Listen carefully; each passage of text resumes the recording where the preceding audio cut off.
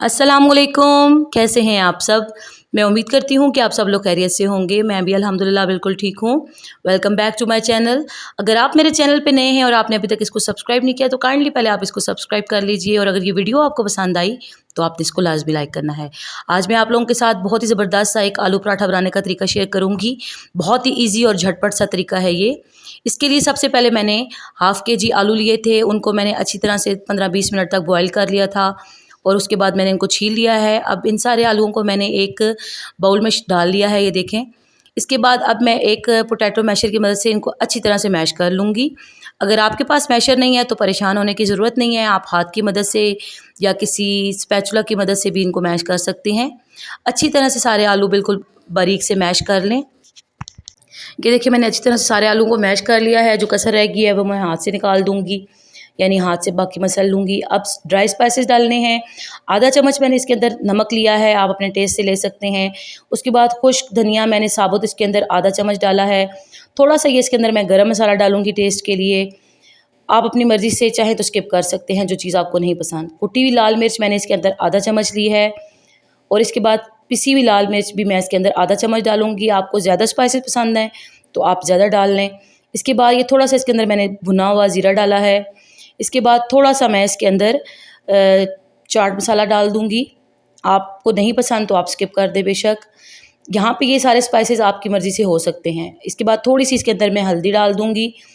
फिर इसके अंदर मैंने 3 से 4 अदद हरी मिर्ची भी डाली थी। अच्छा, इन सब चीज़ों को मैं अच्छी तरह से मिक्सअप कर लूँगी, चाहे आप हाथ से करें, चाहे आप किसी स्पैचुला से करें, लेकिन अच्छी तरह से आपने ये सारा बैटर आपस में मिक्स कर लेना है। ये देखिए इस तरह से। अब इसके बाद मैंने 2 छोटे-छोटे से पेड़े लिए हैं। अच्छा, यहाँ पे आपने ये करना है कि जितनी आप एक रोटी बनाते हैं, उसको आप यानी उस पेड़े को आप 2 हिस्सों में डिवाइड कर लें और उससे 2 छोटे-छोटे पेड़े बना लें। अगर आपको बड़ा पराठा बनाना है तो आप बड़े साइज़ के पेड़े भी ले सकते हैं। ये लेकिन मैंने नॉर्मल साइज़ के 2 छोटे-छोटे पेड़े लिए हैं क्योंकि एक नॉर्मल सा पराठा मैं बना रही हूँ। अब पहले एक साइड में लूँगी, यानी एक पेड़ा लूँगी, उसको मैं थोड़ा-सा बेलने के बाद रख लूँगी एक साइड पे। ज़्यादा अभी मैं उसको नहीं बेलूँगी क्योंकि अभी अगर मैंने उसको ज़्यादा बेल के रख दिया तो थोड़ी देर जब मैं इसको रेस्ट दूँगी तो उसके बाद वो बिल्कुल नरम होके हाथों से गिरने शुरू हो जाएगा और पराठा उससे अच्छा नहीं बनेगा। अब दूसरा वाला पेड़ा लेके मैं उसको अच्छी तरह से बेल लूँगी, ये देखें इस तरह से। अच्छा, साथ-साथ आपने खुश्क आटे को फैलाना है, यानी खुश्क आटे को साथ-साथ आपने यूज़ करना है, क्योंकि इस तरह अगर आप नहीं करेंगे तो आपका जो आप रोटी बना रहे हैं वो चिपक जाएगी नीचे जिस भी सरफेस पे आप बना रहे हैं। इसके बाद ये जो मैंने बैटर लिया है इसको मैं अच्छी तरह से इसके ऊपर फैला लूँगी। यहाँ पे आपकी मर्ज़ी है, आप बहुत ज़्यादा बैटर लेना चाहते हैं तो आप ज़्यादा लगा लें, लेकिन उससे ये होगा कि फिर आपका पराठा फट जाएगा। तो आप एक नॉर्मल सी थिन सी लेयर इसके ऊपर सारा फैला लें। उसके बाद यहाँ पे आपने हाथ की मदद से दूसरा जो आपने पेड़ा बेल के रखा है उसको इसके ऊपर डालना है, पहले वाले के ऊपर, और अच्छी तरह से हाथ की मदद से आपने इसको फैलाना है। यहाँ पे आपने बेलन का यूज़ बिल्कुल भी नहीं करना। अगर आप बेलन का यूज़ करेंगे तो आपका ये जो पराठा है यहीं पे टूट जाएगा। इसके बाद मैंने चूल्हे के नीचे आग पहले से लगाई हुई थी, तवा रख के।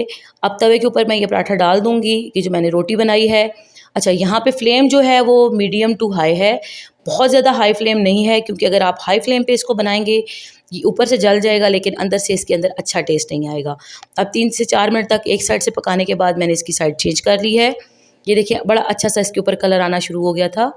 अब इसके बाद मैं इसके ऊपर घी लगा रही हूँ। आप चाहें तो आप ऑयल भी यूज़ कर सकते हैं, आप चाहें तो देसी घी भी लगा सकते हैं, ठीक है?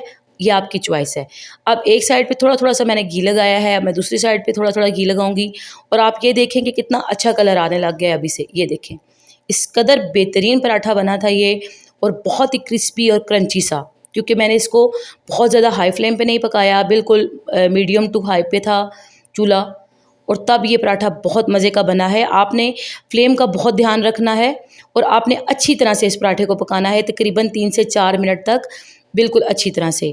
अब ये जो किनारे होते हैं अक्सर ये कच्चे रह जाते हैं, तो आपने सारी साइडें अच्छी तरह से चेंज करनी है और किनारों को भी अच्छी तरह से घी के अंदर पका लेना है, तभी आपके पराठे का टेस्ट अच्छा आएगा। ये बहुत भी हुआ तो आपके 3 से 4 मिनट लगेंगे और आपका पराठा रेडी हो जाएगा।